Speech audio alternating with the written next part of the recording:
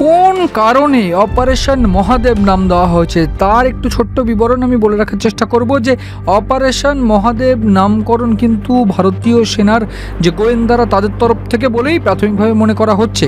এবং এই অপারেশন মহাদেব নাম দেওয়ার অন্যতম কারণ মহাদেব পর্বতের নিচে এই ঘটনাটি ঘটেছে। মহাদেব পর্বত যেখানে অবস্থিত তার ঠিক পাশে এই জম্মু কাশ্মীরের এই অংশতেই কিন্তু ঘটনাটি ঘটেছে। এবং সবথেকে গুরুত্বপূর্ণ বিষয়, শ্রাবণ মাস এই মুহূর্তে চলছে এবং শ্রাবণ মাসের দ্বিতীয় সোমবার আজ, অর্থাৎ ভগবান মহাদেবের নামকরণে এই যে অপারেশন, সেই অপারেশনে ইতিমধ্যে 3 জন জঙ্গি খতম হয়ে গিয়েছে। বলা ভালো রুদ্র ভৈরবের সহযোগিতাও কিন্তু ভারতীয় সেনা ইতিমধ্যেই ব্যবহার করতে শুরু করেছে এই সমস্ত গোপন অপারেশনে।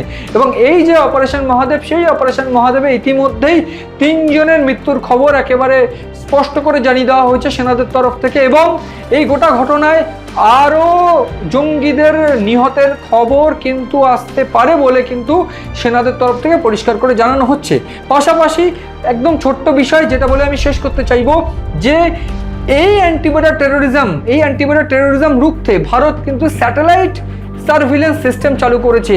এই ঘটনায় বা এই প্রসঙ্গে বলে রাখতে হবে, পাকিস্তান তোমরা যতই চেষ্টা করো ভারতের সার্বভৌমত্বে আঘাত করার, যতই চেষ্টা করো ভারতে আঘাত করার, ভারত প্রযুক্তিগত দিক থেকে যে নেক্সট লেভেলে পৌঁছে যেতে চলেছে বা নেক্সট লেভেলে ভারত পৌঁছচ্ছে, সেই জায়গায় দাঁড়িয়ে পাকিস্তান যতই অ্যান্টিবর্ডার টেরোরিজম চেষ্টা করুক, অ্যান্টিবর্ডার টেরোরিজমে মদত দিক, সেটা কিন্তু কোনোভাবে সফল হবে না, বরং তাদেরকে এইভাবে নির্মমভাবে মুছে ফেলা হবে পৃথিবী থেকে।